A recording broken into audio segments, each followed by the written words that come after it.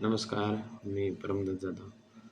तर आपण जी कार किंवा बाईक वापरतोय, त्याच्यामध्ये जे आपण पेट्रोल भरतोय, फ्यूल भरतोय, तर त्याच्यामध्ये इथेनॉल मिश्रित पेट्रोल हे आपण भरतोय किंवा टाकतोय. E20 पेट्रोल हे आपण गाड्यांमध्ये वापरत असतोय किंवा आता ते चालू झालंय. तर E20 पेट्रोल हे गाड्यांची झीज किंवा मशीन खराब होतात याच्यामुळे. E20 जे पेट्रोल आहे याच्यामुळे. तर आता माहिती समोर आलेली आहे की 15% इथेनॉल हे डिझेलमध्ये सुद्धा मिक्स करण्याचा विचार हा सरकारचा चालू आहे. तर सर्वसाधारण आपण कार किंवा बाईक हे वापरतोय, तर याच्यामध्ये इथेनॉल हे जे फ्यूल आहे किंवा जे पेट्रोल आहे, ते पेट्रोल ऊसाची जी मळी असते, त्या मळीपासून तयार केलेले हे इथेनॉल E20 पेट्रोल हे पेट्रोलमध्ये 15% हे वापरले जाते. आणि म्हणून अगोदर सुद्धा याच्यामध्ये इथेनॉल पेट्रोल हे 5% वापरलं जात होतं, पण ते आता हे 15% इथेनॉल पेट्रोलमध्ये मिक्स केलं जात आहे.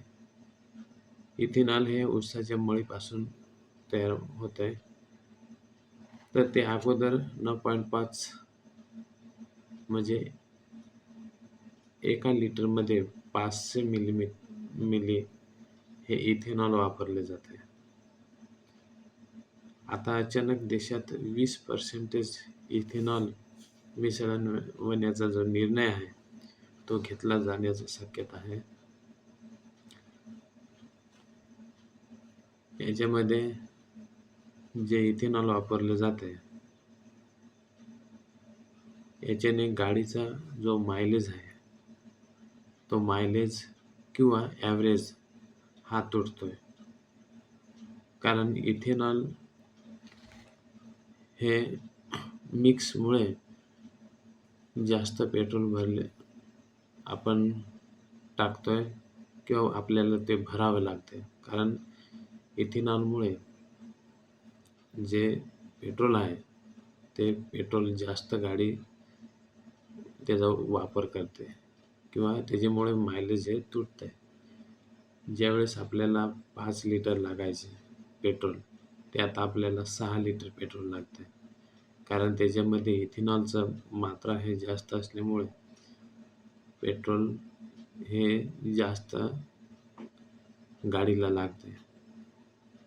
आणि म्हणून मायलेज हे 10% किंवा 10% कमी झालेलं आहे. इंजिनमध्ये खराबी येते किंवा फ्यूल टँकमध्ये खराबी येते, ह्या इथेनॉल मिक्समुळे. किंवा पेट्रोल पाईप हा गंजतोय, कारण फ्यूल ते पंप आहे तो खराब होतो. कारण जुन्या गाड्यांमध्ये हा जास्त आपल्याला प्रमाण पाहायला मिळेल. कारण इंजिन याच्यामुळे गळते आणि इथेनॉलची जी विस्कॉसिटी आहे, ही विस्कॉसिटी जास्त असल्या कारणाने हे आपल्याला जे लक्षणे आहेत किंवा जे इंजिन खराब होणे, फ्यूल टँकमध्ये खराबी किंवा पेट्रोल जो पाईप आहे, फ्यूल पाईप, तो खराब होणे, हे आपल्याला याच्यामध्ये दिसून येते. कारण याच्यामध्ये जी विस्कॉसिटी जास्त असल्या कारणाने ते इथेनॉल आहे हे खाली बसतंय आणि पेट्रोल वरतीच राहतंय. आणि म्हणून जास्त दिवस गाडी उभी राहिली किंवा काय, तर याच्यामुळे हे गंज किंवा हे खराबी आपल्याला गाडीमध्ये दिसून येते. पेट्रोल टाकीत इथेनॉल खाली राहतंय आणि म्हणून हे गाडी चालू होत नाही किंवा गाडीमध्ये आवाज येणे हे प्रकार आपल्याला याच्यामध्ये दिसून येतात. तर इथेनॉलमध्ये आणि पेट्रोलमध्ये ज्वलनशीलता हे पेट्रोलची जास्त असते आणि इथेनॉलची जी ज्वलनशीलता आहे ज्वलनशीलता ती कमी असते. आणि म्हणून 2023च्या ज्या अगोदरच्या गाड्या आहेत याच्यामध्ये हे सगळे आपल्याला प्रॉब्लेम येतो सगळ्या गाड्यांमध्ये. तो सध्या नसला तरी आपल्याला कधी-कधी तर जाणवतं किंवा आपण जे गाडी चालवतो त्याच्यामध्ये आपल्याला आता जास्त पेट्रोल टाकावं लागतंय. पहिल्यासारखे मायलेज देत नाही आणि चालूसुद्धा लगेच होत नाही. हे याच्यामुळे आपल्याला जाणवतंय. 2024च्या नंतरच्या ज्या बनवलेल्या गाड्या आहेत त्या इथेनॉलवर चालतील किंवा इथेनॉल पेट्रोल त्याच्यामध्ये हे मिक्स केल्यावर ते चालतील. त्या गाड्यांना काहीच प्रॉब्लेम येणार नाही.